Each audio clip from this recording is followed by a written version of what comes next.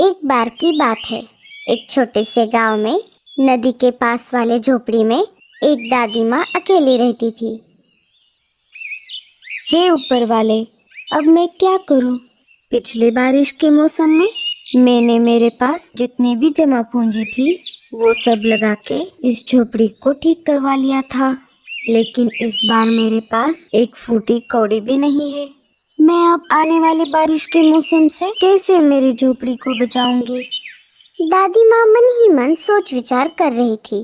तभी गांव में सूचना देने वाला आदमी सूचना देने के लिए आ जाता है। सुनो सुनो सुनो, सभी गांव वालों सुनो। आने वाले कुछ दिनों में हमारे गांव में भारी बारिश और तूफान आने की संभावना है। इसीलिए गांव के सरपंच ने सभी को यह चेतावनी दी है कि आने वाले संकट से बचने के लिए सब लोग अपने रहने खाने की व्यवस्था कर ले। अरे बाप रे, अब मैं क्या करूं? हे ऊपर वाले, अब तू ही मुझे इस आने वाले संकट से बचा सकता है। दादी माँ जिस गांव में रहती थी उसी गांव के पास में ही सुंदरवन नाम का एक प्यारा सा जंगल था, जहाँ बहुत सारे पशु पक्षी अपने अपने परिवार के साथ घोंसले बनाकर रहते थे।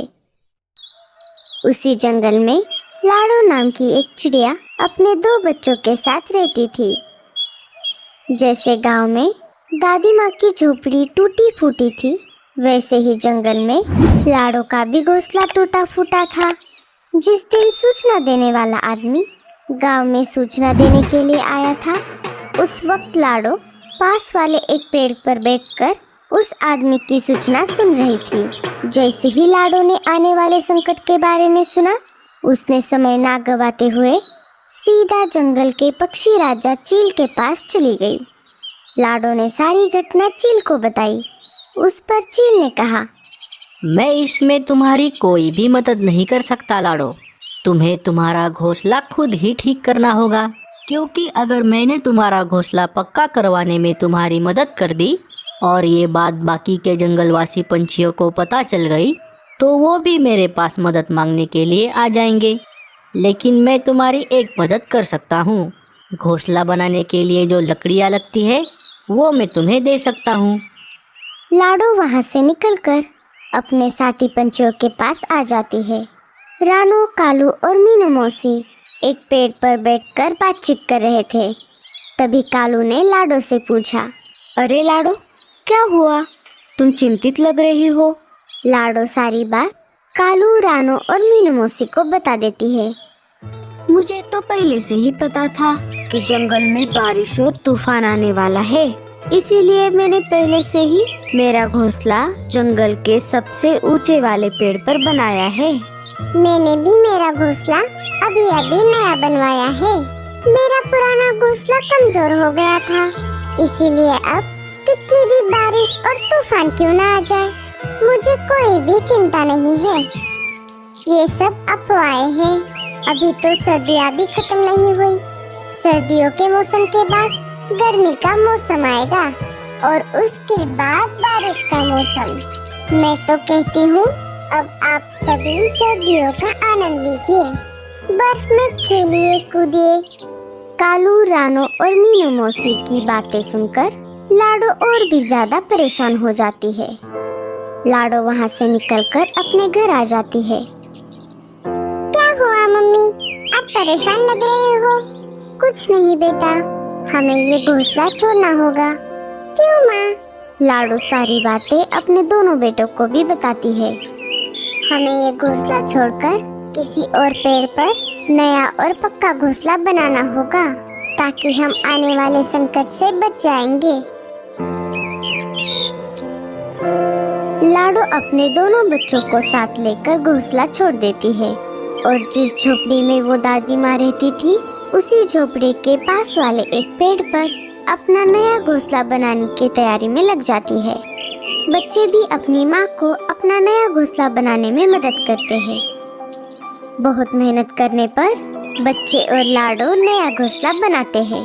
1-2 दिन गुजर जाते हैं और फिर शाम को आसमान में घने काले बादल छा जाते हैं। जैसा कि सूचना देने वाले आदमी ने कहा था, थोड़ी ही देर में जोरदार बारिश शुरू हो जाती है। बारिश के साथ साथ तूफान भी आ जाता है। तेज हवाएं चलने लगती है। बाप रे, ये बारिश कितनी तेज है। मैंने आज तक इतनी तेज बारिश कभी नहीं देखी। हे ऊपर वाले, जब तक ये बारिश चलेगी तब तक मेरे घोंसले को बचाए रखना। बारिश तो बहुत ज़्यादा तेज है, पता नहीं अब आगे क्या होगा। एक तरफ लाडो और दूसरी तरफ दादी माँ, दोनों इस अचानक आए हुए संकट को झेल रहे थे। बारिश अपने जोरों पर थी।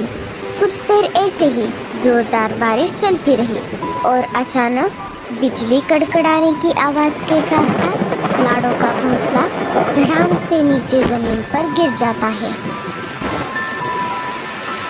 अरे, ये कैसी आवाज़ थी? दादी माँ ने खिड़की से झांक कर देखा। उसने देखा एक चिड़िया का घोंसला नीचे जमीन पर गिर गया है। वो उड़ नहीं पा रही है। उसके साथ 2 बच्चे भी हैं। वो बारिश में भीगते हुए अपने झोपड़ी से बाहर आ जाती है और वो टूटा हुआ घोंसला उठाकर लाडो और उसके दोनों बच्चों को झोपड़ी के अंदर ले आती है।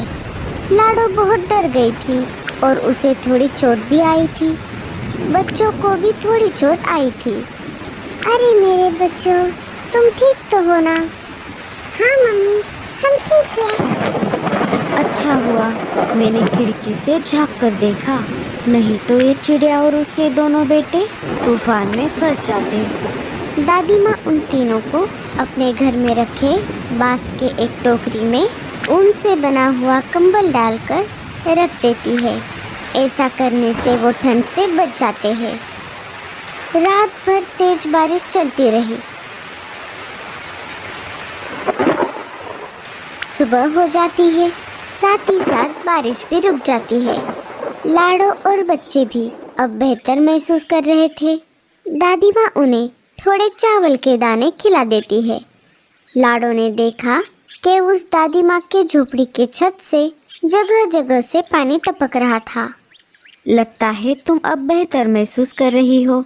अगर तुम अपने जंगल वापस जाना चाहती हो तो जा सकती हो। तुम जब भी चाहो मेरी झोपड़ी में सहारा लेने के लिए आ सकती हो। मुझसे जितना हो पाएगा मैं करूँगी। लाडो वहाँ से निकलकर सीधा कालू कौवे के पास आ जाती है।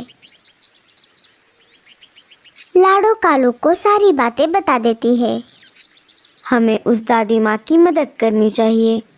हाँ कालू भैया, मैं अकेले कुछ भी नहीं कर सकती थी, इसीलिए मैं आपके पास आई हूँ। तुम चिंता मत करो लाडो, मैं हूँ ना तुम्हारे साथ।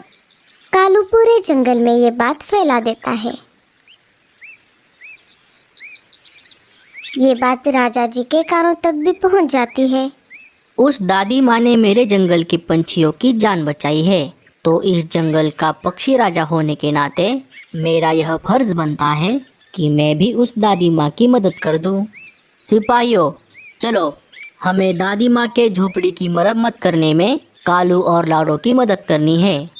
जंगल के सारे पंछी मिलकर बूढ़ी दादी माँ के झोपड़ी की मरम्मत करने में लग जाते हैं, सिवाय मीनू मौसी के। मैं नहीं जाऊंगी, मुझे किसी की मदद करने में कोई दिलचस्पी नहीं है। मैं तो चली सोने।